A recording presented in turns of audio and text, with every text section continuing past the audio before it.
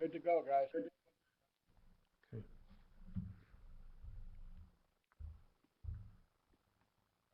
Okay. Good afternoon, everyone. Thank you for joining us. My name is Jeff Nolan.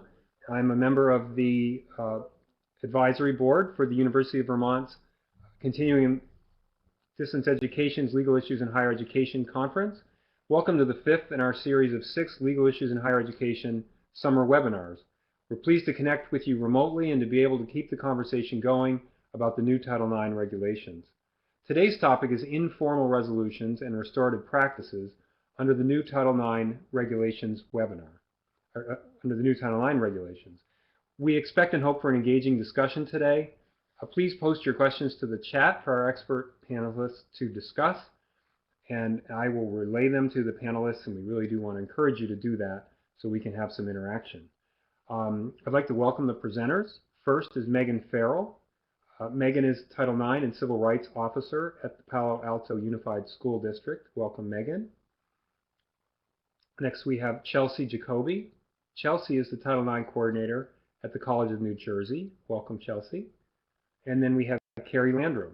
Carrie is the Assistant Director of Adaptable Resolution Training and Strategic Partnerships in the Office of Student Conduct Resolution at the University of Michigan. So I understand, Megan, you're going to get us started. Please do.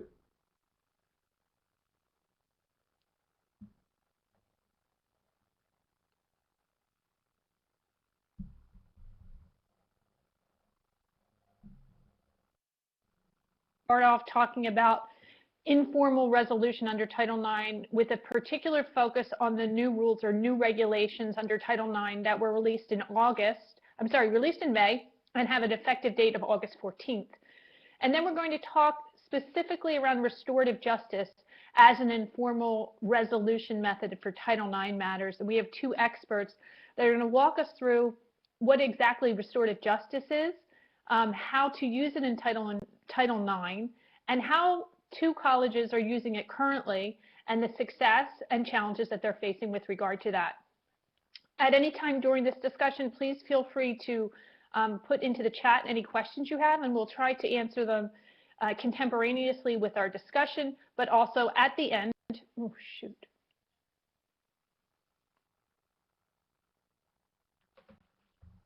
Am I still muted? Nope, we can hear you. You're fine. Okay. Go ahead, Megan. Did you hear me from the beginning? Almost okay, good. All right. I saw a note that I was muted, and I thought I might have missed something. Anyway, back to this. So please post your questions contemporaneously while we're speaking. We'll try to answer them. But we will also have some time at the end to initiate and add some questions if you have any. So with that, I'm going to get started. So Title IX and the guidance that we've received from the Office for Civil Rights has flip-flopped over the years with regard to whether they like informal methods to deal with Title IX matters.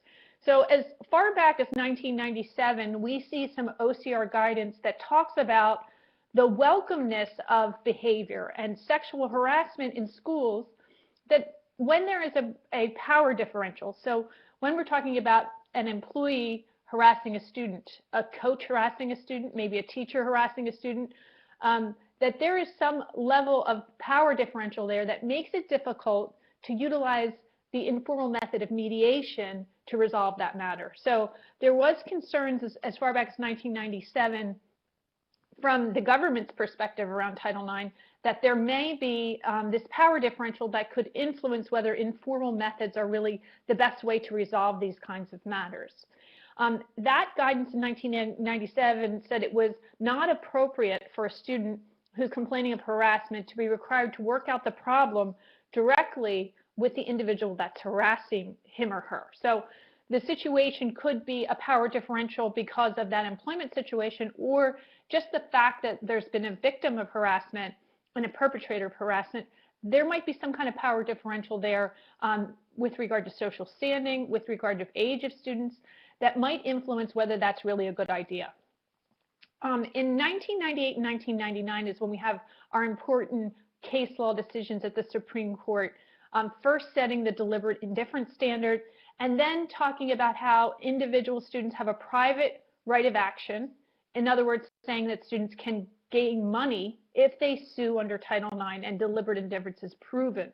So all of that guidance was cautionary, I would say, in relation to whether mediation or some informal method of resolution was possible. So then we get to a real monumental change in Title IX enforcement at colleges and universities in 2011 with the guidance document that was issued from OCR that said, absolutely no mediation of Title IX matters.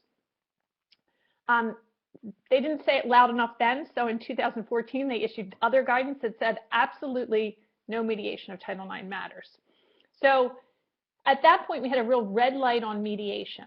And I remember I was speaking on a panel with members of OCR right around 2014, and I heard for the first time that they were saying, we're talking specifically about mediation as the informal method that we are prohibiting, meaning that you could still solve matters and resolve these matters outside of mediation, but in an informal process. That was something that was said anecdotally at this meeting, and I think that for a number of practitioners, they were really enforcing this idea after 2011 that there could be no informal resolution. It had to go through a full investigation process. So we look at those two pieces of guidance, understanding that they have now been rescinded and were rescinded in 2017 with yet another guidance document, questions and answers on sexual misconduct in 2017 issued by OCR. And in that document, there was a specific statement that if parties consented, they could mediate. So then we come up to 2020 and the new rules on Title IX, where they say informal resolution is a possibility. So we now are at a point where we're looking at informal methods, not just mediation again, but any informal method of resolution being a possibility for schools. So the new rule does not require schools to adopt an informal method. So a college or university doesn't have to have an informal process out there. However, in light of the administrative burdens imposed under these new rules and these new regulations, it's really a good idea for your school to look into what informal methods and informal process they might have in place to avoid going through that investigation process, the hearing process, which can be both time-consuming and very costly. So it also provides some flexibility about who your facilitator can be in these new rules. It can be one person, you can have more than one person, or you can even outsource this informal resolution. So under the new guidance, the informal resolution is required under some specific set of circumstances. So first, and this is a key part of the guidance with regard to any investigation or any matter that you take on with regard to Title IX, a formal complaint has to be filed. So we need to have a formal complaint that is filed on behalf of the complainant. So if we learn about something, and I know this is something that I've done as a Title IX coordinator, when we learn about something but we hadn't yet received a complaint, we would often look into informal methods. The guidance is now saying you have to have that formal complaint. This is not in my notes, but I would ask you to add it to it. So not only do you need that formal complaint filed, but you need to advise the responding party of what allegations that person is facing. So the notice of allegation should have been issued to the responding party. So both the complainant has articulated exactly what they want to be investigated or at least to be resolved, and the respondent is responding to looking at what allegations have been brought against him or her. So what you need to do other than having that formal process and offering the notice of allegations is make sure that you provide both parties with a description of exactly what your informal process looks like. The parties have to agree to that, and they want to agree to that in writing. So this is a documentation piece to make sure you keep proper documentation of this. And you can't require anybody to participate in your informal process unless and make it dependent upon whether they can stay enrolled. So we can't really twist the arms of either party to say you have to participate in this informal process, or you can't remain a student, you can't remain on a team, you can't remain in this course of study, for instance. So you have to make sure it's really voluntary. And both parties are permitted to stop it at any time and go to the formal process if they are unhappy with how things are progressing at any point before you reach that resolution. So if you haven't had a signed resolution, either party can opt out.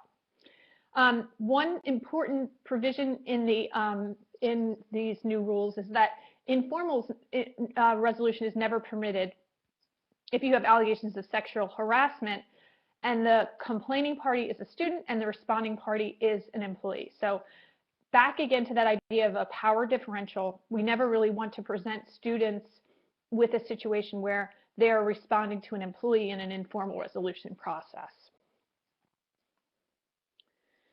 It's important to keep in mind anybody that you have in that informal resolution process. There aren't that many requirements under the regs, but they are requiring you to make sure that anybody that facilitates that process for you has training. They have training around what the definition of sexual harassment is, around the jurisdictional requirements of sexual harassment under these new rules, and also how to conduct that informal investigation process.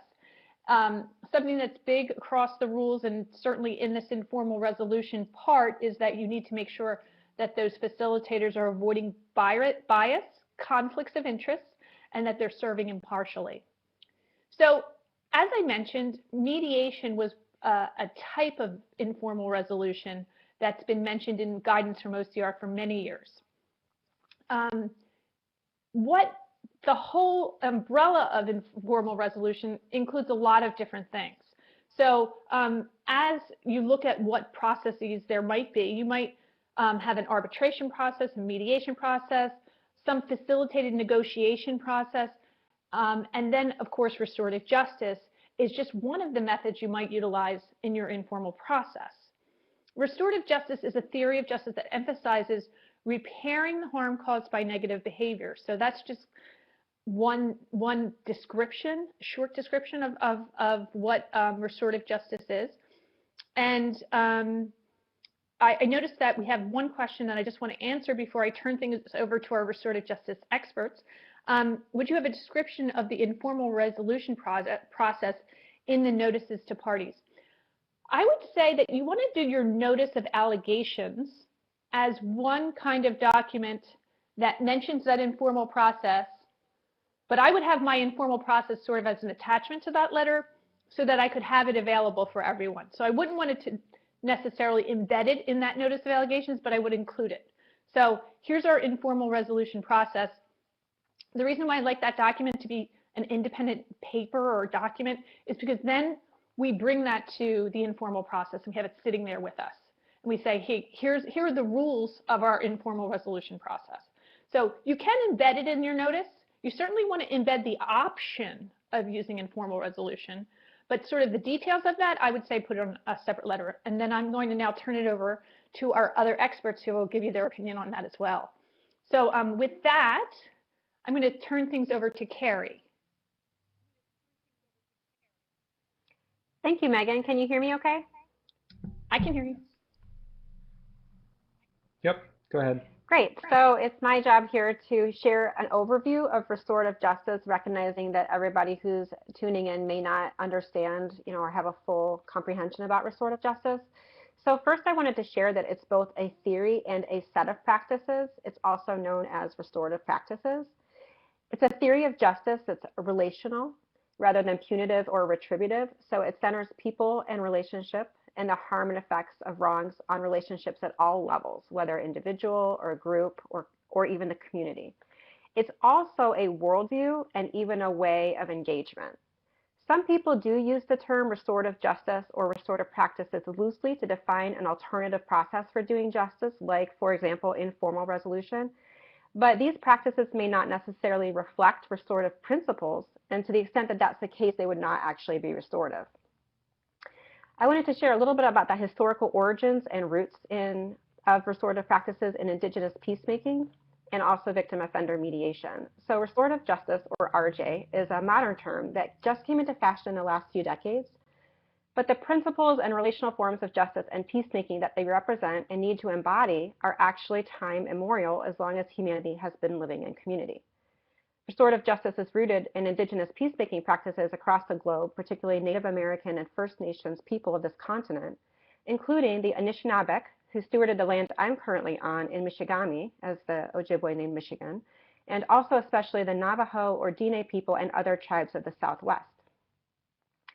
Other known indigenous roots include the Maori, who brought family group conferencing across all of New Zealand and beyond, Polynesian communities that practice Ho'oponopono, and African cultures such as those in Sierra Leone, who gather in circles to use Fambul talk, which is Creole for family talk, to address and heal significant wounds from their brutal civil war. More recently in North America, victim offender mediation or victim offender reconciliation programs that began in Canada in the 1970s paved the way for alternative dispute resolution and restorative justice practices to be implemented, particularly in partnership with court systems. Now, restorative justice is gaining widespread popularity and adoption across the continent and beyond, especially in schools and educational institutions as we return to indigenous practices of peacemaking. At U of M, we've been incorporating restorative practices into our student conduct work since at least 2007, and specifically into our section with conduct policies since 2013. So the purpose of restorative justice is to collaboratively and inclusively address and repair harm to make things right. One way to think about restorative justice is contrasting it with criminal justice. And in criminal justice, the focus tends to be on questions of what rule or law or policy was broken, who broke it, and what should we do to them, or how should we punish them. It's very individualistic, and it's focused on institutional power imposing blame and punishment. Restorative justice, in contrast, focuses on the questions of who was harmed, how are they harmed, and how can that harm be repaired. How do we make things right, and whose responsibility is it to do that? We do this through collaborative and inclusive processes that invite everyone who is involved to come together to figure that out through a process of consensus. The goal in restorative practices is to address harms and causes of harms by centering those who were harmed. So we know victims don't often get to use their voice in a court or even in some student conduct processes, and they don't get a say in what happens. Restorative justice centers harmed parties by exploring how they were impacted by the harm and what their resulting unmet needs are. So RJ seeks to find ways that those harms can be repaired, and the harmed parties not only get a say, they literally get to determine what happens through a consensus process. And of course, making things right requires that we address not just the harms, but the causes of those harms. In the restorative adaptable resolution processes that I facilitate, the #1 most requested outcome by those who were harmed is that the student respondent, or the person who caused the harm, complete education related to sexual misconduct. This is what student survivors ask for because it addresses the cause of the harm and helps ensure that it doesn't happen again. The process of restorative justice invites those who were harmed into an exploration of harm, repair, and responsibility. I say those who were harmed, I mean those who were involved, because it includes the harmed party and the student who caused the harm, and can also include other members of the community who were involved or impacted, so the circle of impact can widen beyond just the respondent and the claimant. So unlike hearing processes, which can encourage the hiding of truth and the avoidance of responsibility, restorative justice requires by definition that the person who caused the harm is willing to take responsibility for repairing the harm, and usually also requires them to take responsibility for having caused that harm.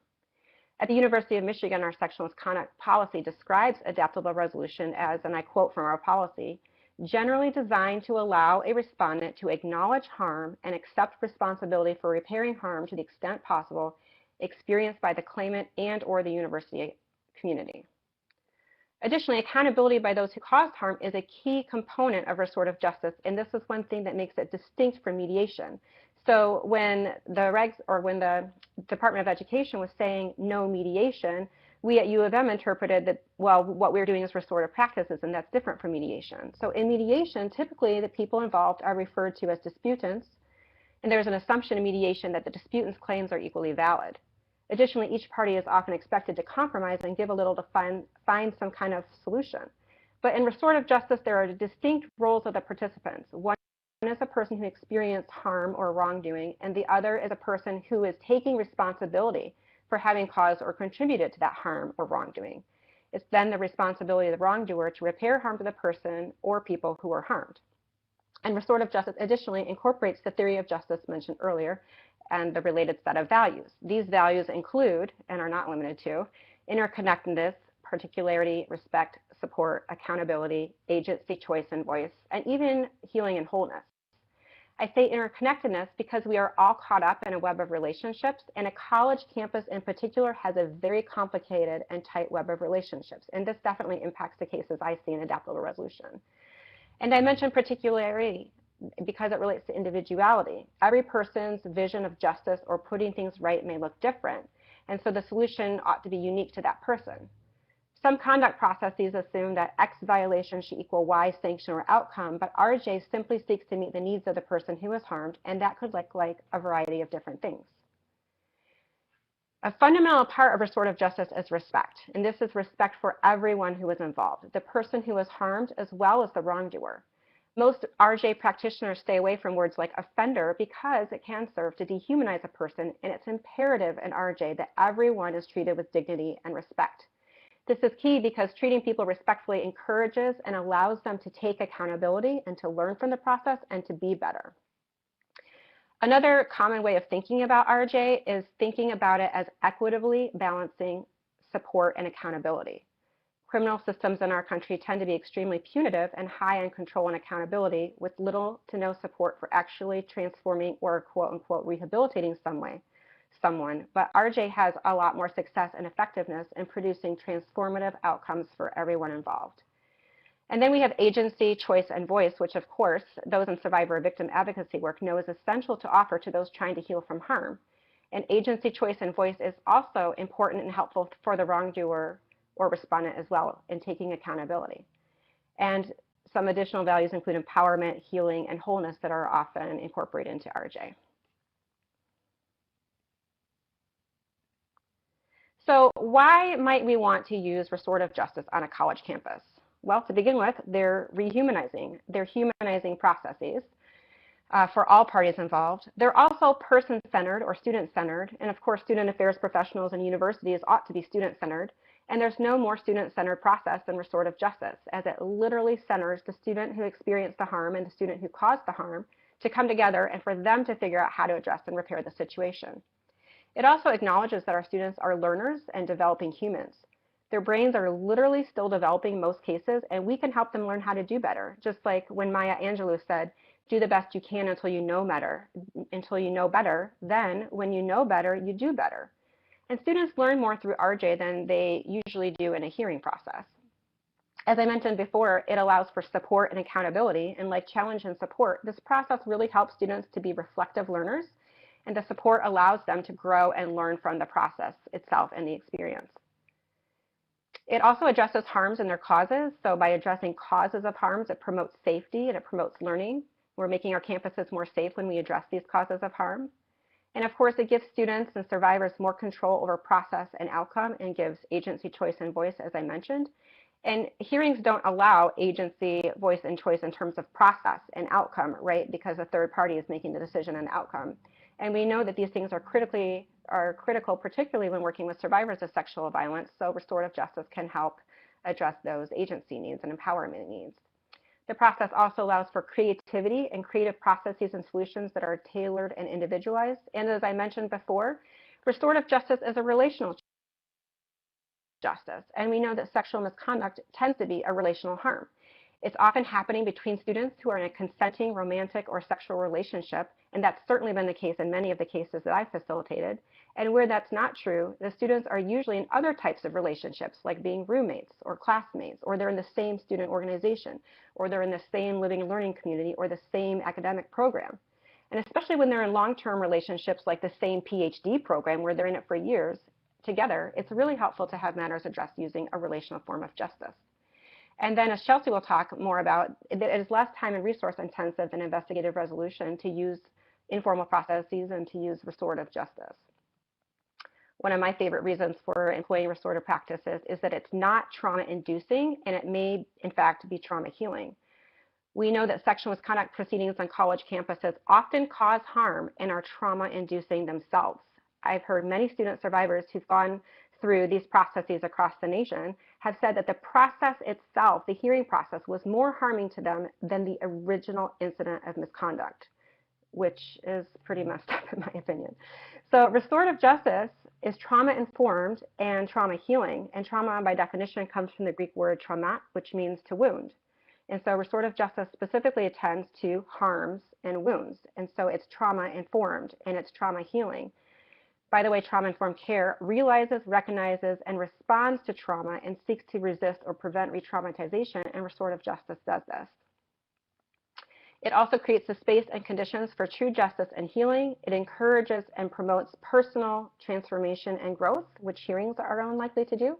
And it allows for a focus on learning, as mentioned previously. So, of course, we're all educational institutions. We should be utilizing processes and theories of justice that are supportive of learning. And the fundamental principle of restorative practices per the International Institute for Restorative Practices is that human beings are happier, more cooperative and productive, and more likely to make positive changes in their behavior when those in positions of authority do things with them rather than to them or for them. And restorative practices are a process that engages with students and doesn't impose sanctions or impose punishment to them or for them. And so that's restorative justice. And I'll get into a little bit about how we use restorative justice in adaptable resolution. So there is a little chart there or table that some students put together in our student university newspaper, the Michigan Daily. And it shows how we've been using adaptable resolution under various names since 2013 because we interpreted that while the Department of Education was prohibiting mediation, they weren't specific about restorative justice. And we recognized some key differences, as I spoke a little bit about previously, between restorative justice and mediation. So we did allow some forms of what we originally called informal resolution in 2013. Now, these were not for cases of sexual assault. These were only for cases of sexual harassment. And then in 2016, we changed the term to alternative resolution. And then in 2019, when we got the green light to go ahead and use these for sexual assault cases, and it allowed us to use restorative practices, we incorporated that into our current interim student sexual misconduct policy that went into effect in January of 2019. And you can see there at the bottom that we have a description about what adaptable resolution is. It's a voluntary, remedies-based, structured process that allows the parties in a Title IX process to agree to a resolution without formally disciplinary action against the respondent. Adaptable resolution is generally designed to allow respondent to acknowledge harm and accept responsibility for repairing harm, as I mentioned earlier, to the extent possible experienced by the claimant and/or the university community. In our policy, there are 4 different ways that one could go through adaptable resolution. So it may include one or more of the following restorative approaches, which includes facilitated dialogue, restorative circles or conferences, shuttle negotiation, and circles of accountability. So facilitated dialogues are exactly what they say they are. 2 people are having a conversation about something. Some understanding is up to them what they want to talk about, and we can facilitate it as part of our informal resolution, or adaptable resolution rather. Restorative circles or conferences are 2 distinct forms of way restorative justice are practiced. I won't go into those now. The differences between them, basically one uses a script and one uses a talking piece, are the main differences. And so we have that as a process, but many students do that in addition to a shuttle negotiation process. So this is the type of like negotiated resolution that Megan mentioned earlier. So a facilitator will go back and forth between the parties to come to the terms of a written agreement, what the respondent usually agrees to do these things. And so that can happen without a face-to-face encounter in a restorative process, or it can happen in conjunction with a face-to-face encounter in a restorative process. And at the University of Michigan, most students going through adaptable resolution are requesting that shuttle negotiation. They have an idea of what they would like the respondent to do. As I mentioned earlier, that's education. And they don't necessarily want to meet with the respondent face-to-face. The circle of accountability really takes the process more out of the hands of the parties, and they say, look, I didn't want to go through a hearing, but I really want this to be addressed, but I don't really want anything to do with that process. Can you, institution, just handle that? And then basically the institution will engage in restorative practices through a circle of accountability and maybe ongoing meetings to address what happened. Actually, no students have requested that process because they actually want a voice and choice and agency in the process and in the outcome. And facilitated dialogue of processes again, sometimes in conjunction with the shuttle negotiation. And I would just like to clarify that for adaptable resolution to be viable, the claimant has to request it. So it doesn't happen when a respondent requests it. The Title IX coordinator has to approve it in terms of, like, she gets to say whether or not it's a viable option, and then they have to go through preparatory meetings with the adaptable resolution coordinator, and then they can leave the process at any time up to the point of a negotiated resolution or an actual resolution agreement. All processes that conclude an adaptable resolution do conclude with a written agreement. They do, of course, per the regs that Megan talked about, have to sign a written participation agreement. It clarifies confidentiality. I can go over the details of that later if that's of interest. And then they need to, basically the parties will need to decide together through consensus which of these processes they want to go through. Sometimes a respondent wants a face-to-face process, for example, and a claimant doesn't. And so I help them figure out what process they're all going to be agreeable to do, which usually favors what the claimant is asking. And then if they are in agreement voluntarily with the agreement or with what's been requested, then they can both voluntarily sign a negotiated agreement. We call it a resolution agreement, and that meets the needs of the claimant and the university community. That's an overview, and I'll pass it over to Chelsea. Terry, would it be okay if I ask a couple questions? So yeah, go for it. When we're thinking about educational opportunities offered to those who cause harm, this is posed from our participants, are those often offered one-on-one predominantly, or are there other ways that that's done? The educational opportunities for those who cause the harm? Yeah, we do those one-on-one, and I'd like to give a shout out to my colleague Jim McEvely, who runs our program. We call it STARSA. It stands for something long that I can never remember, but it's about strategies to reduce risk.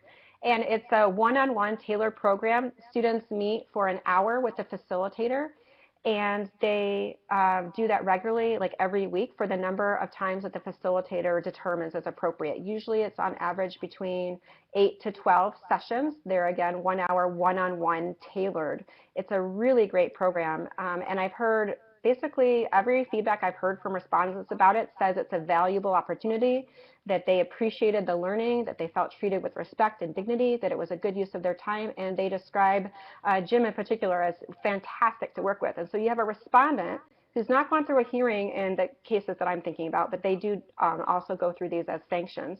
So they're not necessarily jumping to sign up for this, although some do. Some claimants even voluntarily sign up for it. Some respondents voluntarily sign up for it before they're even required to, or before they sign a written agreement saying that they will. And they do find the process valuable, and it's definitely one-on-one. That's the way to help ensure true learning and transformation.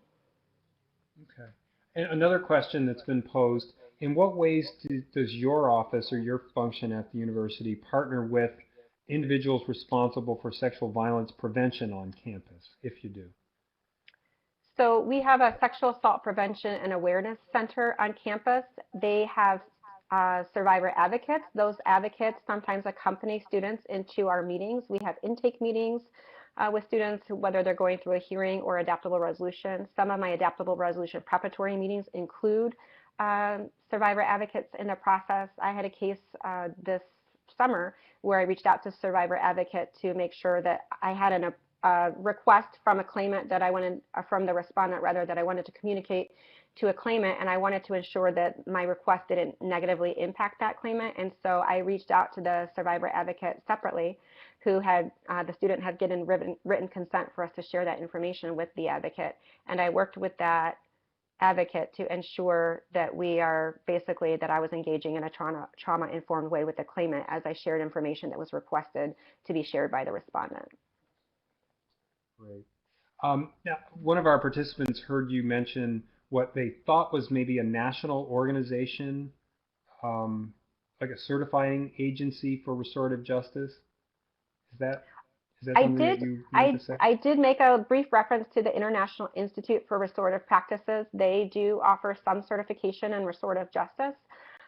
So for those who are looking for education, that is one way to do that. I also want to give a shout out to PRISM, which is part of an RJ program out of the University of San Diego, and so they offer some restorative justice trainings, and they have a group of administrators at colleges and universities who are interested or starting to implement informal resolution or specifically restorative justice for cases of sexual assault on a college campus.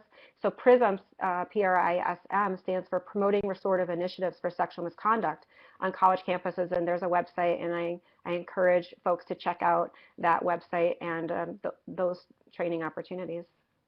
Terrific, thank you. So we have another question about process issues, but I'm going to hold that one until after we hear from Chelsea because it's probably more in Megan's bailiwick. But so go ahead.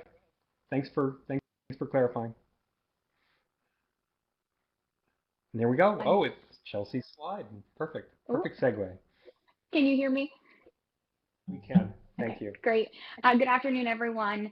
I appreciate Megan and Carrie providing kind of the foundation for kind of how we got here within the Title IX realm and then what it looks like with implementing RJ itself. And so I want to talk a little bit more in addition to what Carrie provided about kind of the boots on the ground and what this looks like in practice.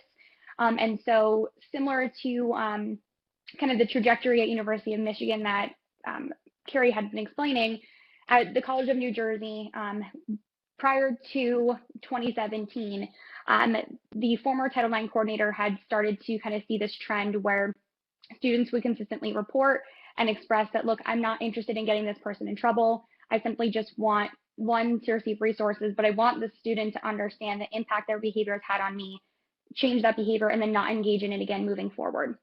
And so this had been kind of a consistent pattern, which we are still seeing to this day, but that kind of prompted us to look at the policy and understand, recognize that we had gaps within our resolution options, that we had a process, specifically our formal administrative hearing, which, as Carrie mentioned, is not looking about what harm had been caused, but rather what had happened and was there a policy violation and should punitive outcomes be implemented.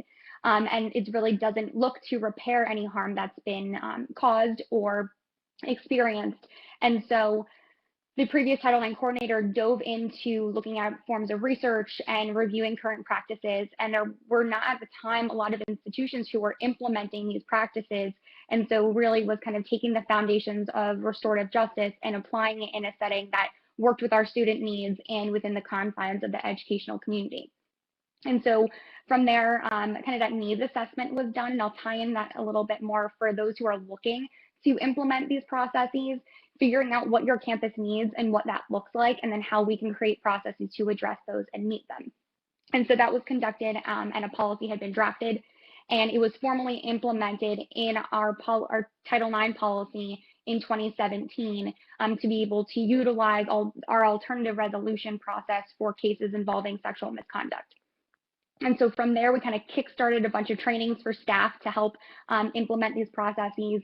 I'm definitely going to give a shout out to Campus PRISM, as Carrie mentioned, as we've done a lot of our trainings with them specifically to really kind of create that foundation and applicability. And we've also engaged in a lot of targeting and or targeted marketing, so our campus knew about these resolution options. It's really great that you offer them, but if no one knows about it, they may be not reporting because they don't know this option is available and thinking that they must have to go through a formal process when there are alternative other options. And then you'll notice 2018, 19, and 20. So essentially every single year, we've updated our policy for one reason or another. But I preface that because through this, you learn a lot about implementing and what's working and what's not, and every single case is different. And so I can't stress enough that for practitioners or college administrators who are looking to implement this, be ready and willing to change, be ready to adapt and evolve, because the same way that our students' needs are going to be individualized and evolving, our processes need to be doing the same thing to meet those needs. And so ultimately, from between 2017 to 2020, we've had 22 cases who had expressed interest in using our alternative resolution process. And so I want to kind of dive into a little bit of what those look like. Within those 22, 14 have been completed. And so they've gone through the entire process, and I'll walk through a little bit what that looks like. 3 cases that the reporter, which is the term that we use in lieu of victim or survivor, in those cases where the reporter had requested to use this process, 3 of them the college had denied.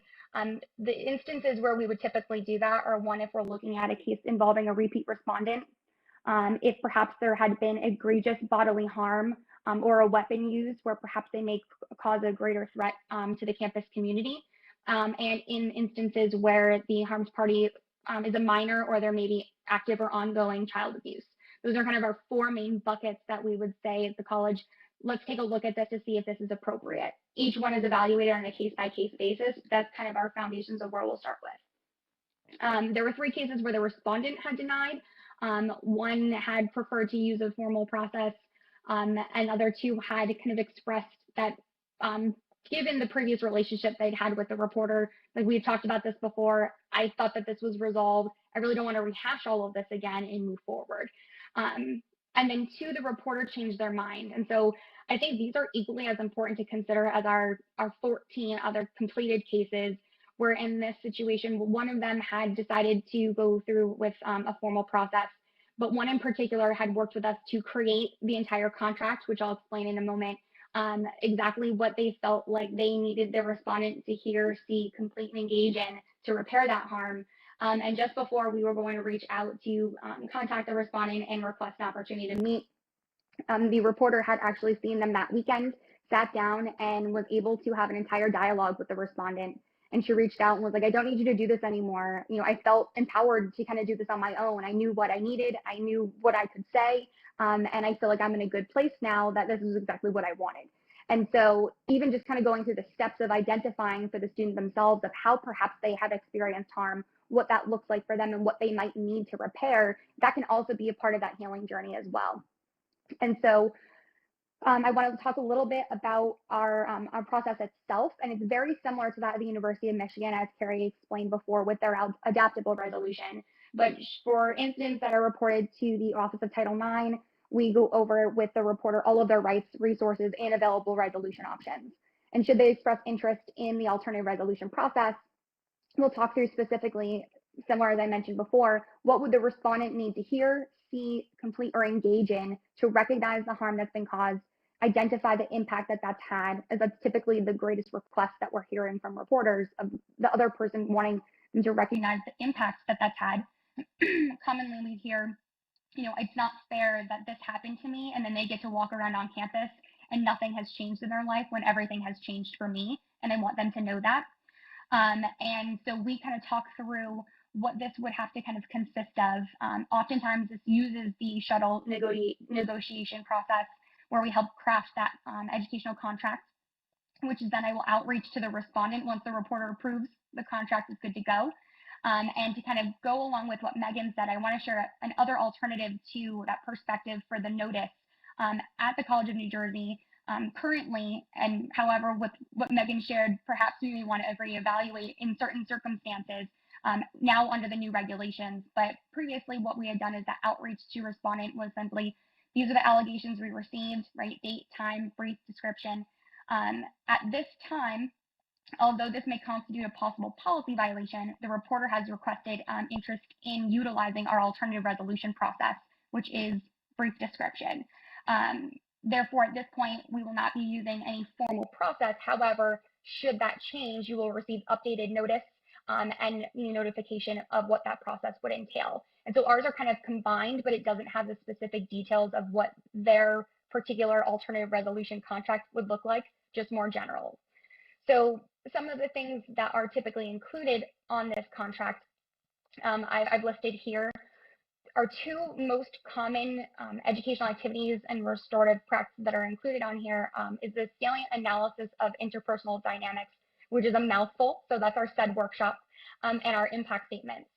So those SED workshops were created specifically and internally at the College of New Jersey by myself and my colleague, Zach Gall, who is in our anti-violence initiatives. He's a counselor for victim advocates.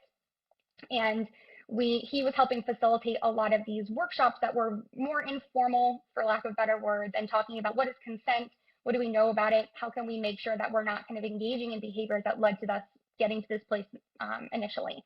And so we both felt like it was important for us to really kind of firm up that process and make that more solidified. And so we've standardized this in a way that still allows for flexibility, but we've created workshops that were 3 sessions, 1 hour apiece, that really focus on rapport building, critical thinking, analysis of different situations, scenarios, self-reflection and kind of engagement in that facilitated dialogue. If the reporter also includes an impact statement on this contract, we have a section specifically built out in the said workshop for that impact statement to be shared to allow for a debriefing session with the respondent as well. A lot of focus on these processes are on the reporter, and as they should be. As Carrie's mentioned, for RJ, we need to center the person who's been harmed.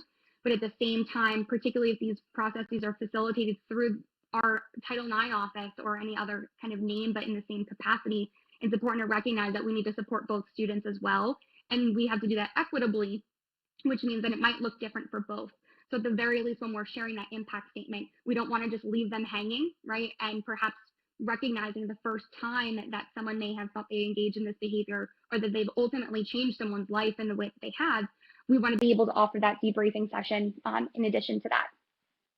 These are supposed to be as individualized as possible. And so perhaps if the party had been intoxicated or arguably incapacitated, perhaps they want the respondent to engage in an alcohol workshop where they learn about the ability to provide and receive consent when consuming alcohol or their drugs, when is kind of that fine line when someone is able to and when they're not.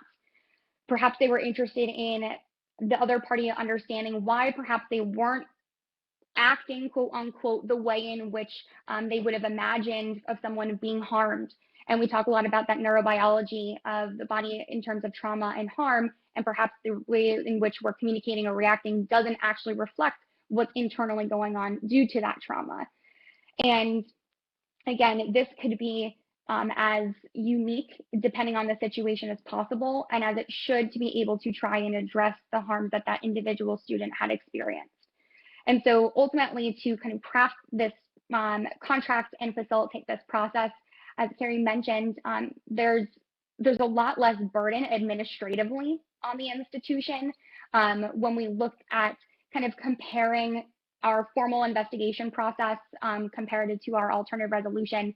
We had a rough estimate of about 76.5 hours that are spent administratively implementing our formal resolution processes, from initial notice to interviews, compiling an investigation report, and so forth, as opposed to 25.5 hours for facilitating an alternative resolution process, with the caveat that, again, every process will look a little bit different, but the administrative burden on the back end to help facilitate that is much less.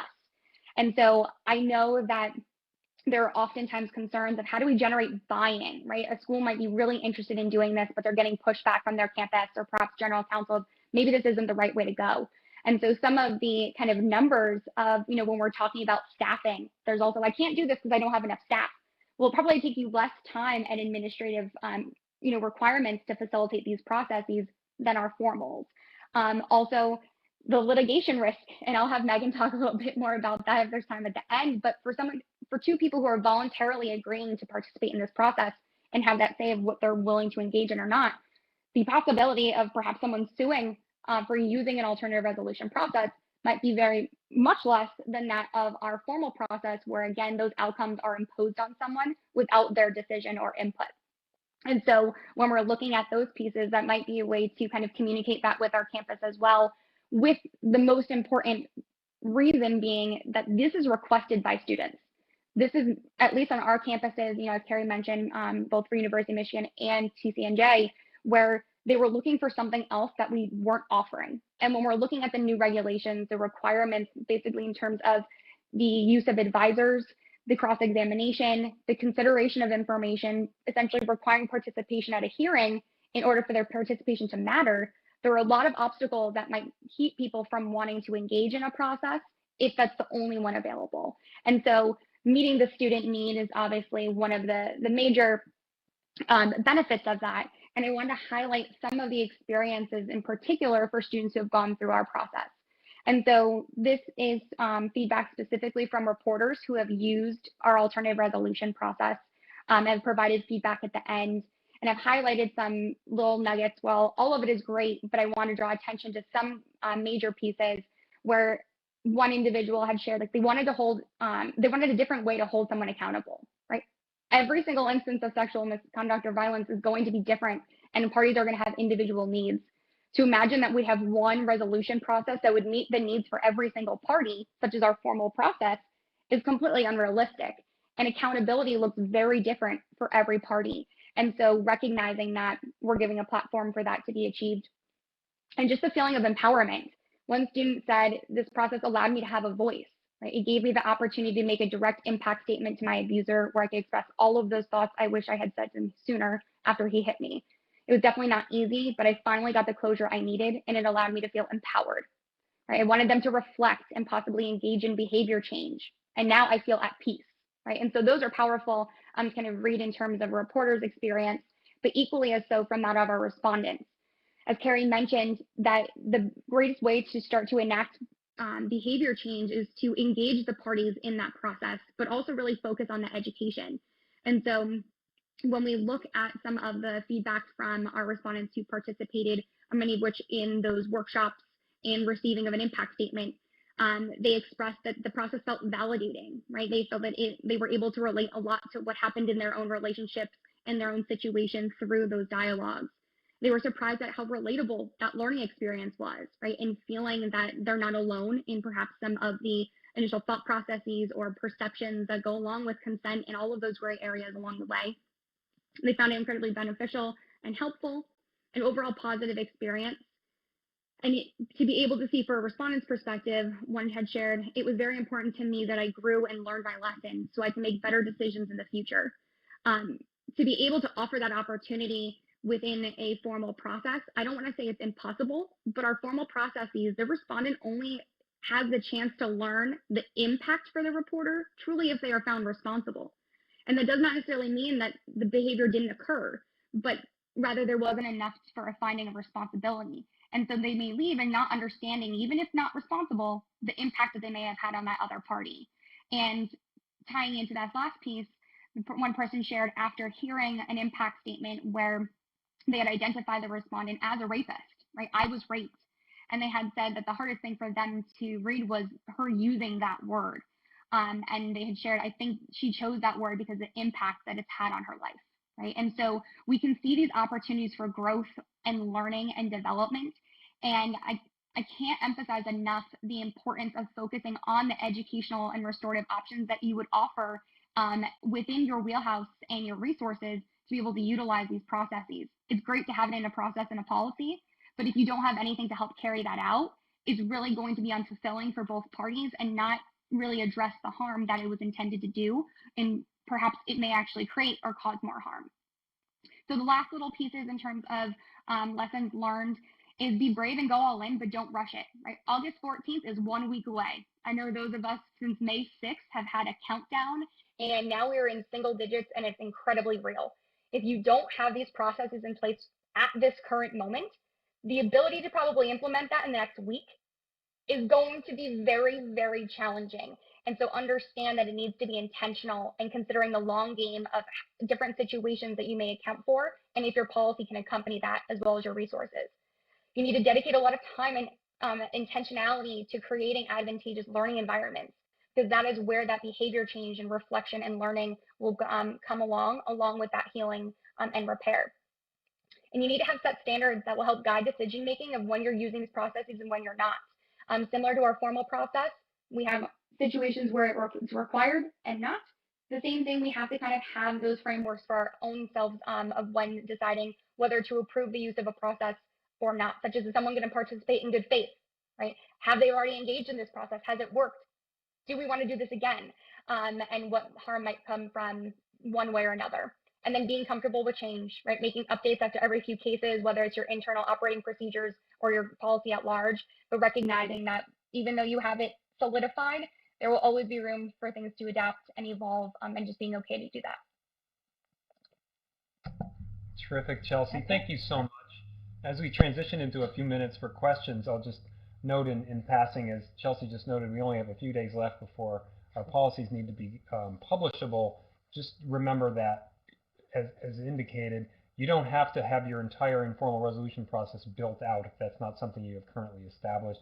You can refer to the regulatory language, which notes that you will have a process. It will be prefaced by certain notices that you have to give, as I think Megan referred to. And that's what will happen if we're going to engage in that. But you don't have to have all the details fleshed out at this point, because those are probably going to change as we learn more. As Carrie said, as we learn more, we do better. We have several great questions and terrific ones. We probably won't get to all of them, but I will start with one that came in quite early. I think I'll pose this one to Megan. Do you recommend that any information revealed in restorative justice or mediation remain confidential, or that it shouldn't be used in an investigation internally if RJ falls apart? Jeff, thanks. This is a great question. First, I will mention that the regulations talk about your facilitator and whether that facilitator may later be a witness in a hearing if your process falls apart.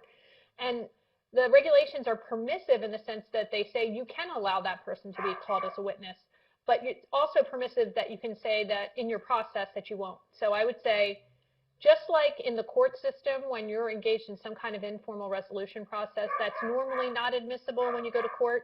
I would say for those same exact reasons, which are you want that process to be open, you want that process to get as far as it can, that you really wouldn't want to have your facilitator come in or to reveal all that information in the process when you come to a formal hearing. So I would say your informal process and your hearing process should both note that you're not going to discuss what happened in an informal process, and maybe even go so far as to say you're not bringing facilitators in as witnesses.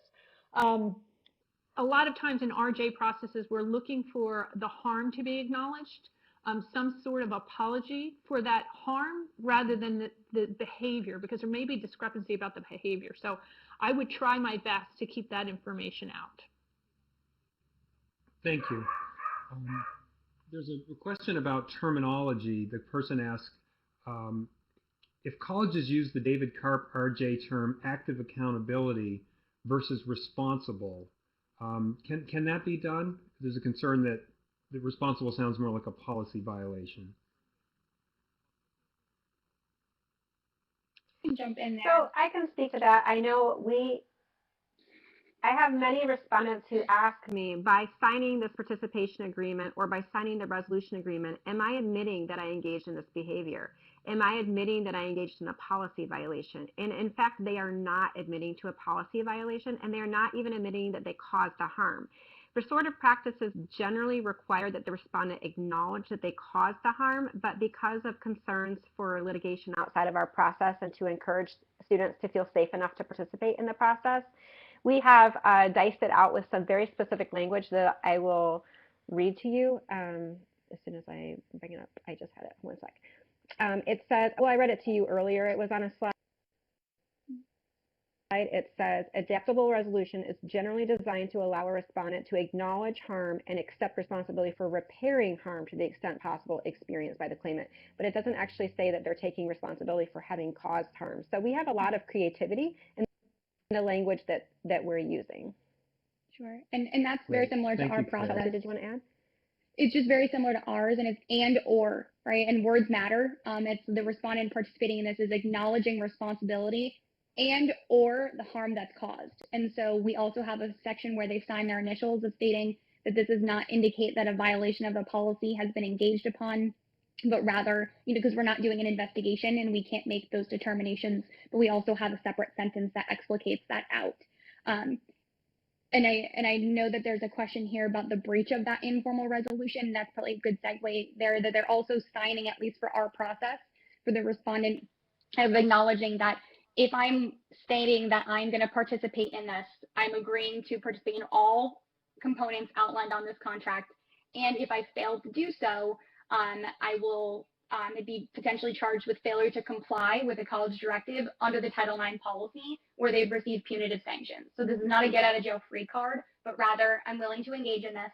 But if we don't, then we're going to charge you with failure to comply because you did agree and you've signed, and again, having some type of accountability associated with that. So here's a question that gets to the fundamentals of the regulation relationship between the formal process and the informal process. If a respondent agrees through an informal resolution process to leave campus for a semester as essentially part of the agreement, can that be done through informal resolution, or would they have to go through a formal process with all the procedural rights there in order for that to happen. Jeff, this is Megan. I can jump in on just the regulation piece, which says that under the regulation, someone can agree up till expulsion from the school. So I would say you could go through the informal process and leave for a semester, certainly. I think it's permissive under the regulations. I agree. But I would also mention that there's definitely a tendency to believe that the full investigation process is the way to go, and that this informal process, while permitted, is not the default position. So you should be defaulting towards investigation. And to the extent we have to use default language, the regulations, the preamble suggest that, but I would submit we don't have to use default language one way or the other because both options are available to us. Mm-hmm. Well, this has been a terrific discussion. We've only had an hour. It's gone by so quickly. I want to thank Megan, Chelsea, and Carrie for taking the time to speak with us today. On behalf of the UVM Continuing Distance Education Division and the Legal Issues in Higher Education program, we very much want to thank you for being with us. We want to thank all those who've logged in to participate and ask the great questions. I would say if anyone didn't have their question answered, send it along and send it to our speakers. I'm sure they'd be happy to respond. We have another session next week. It's going to be on the 12th at 3 o'clock. I'm going to be talking with Margie Fisher, who's the Title IX coordinator at Columbia University, regarding training requirements under the new regs and best practices and promising practices for effectuating those requirements and moving forward with those issues post implementation of the new regs, and it's something that we're going to be definitely engaging with after that. Thank you to everyone who makes this series possible at UVM and elsewise, particularly our speakers today. And thank you, obviously, audience, for joining us. We really do appreciate your participation. A recording of the session will be sent out to everyone who registered, along with an evaluation that we'd really ask you to complete about today's webinar. With that, we're done. Thank you, and I hope you all have a wonderful rest of your day. Take care. Thank you.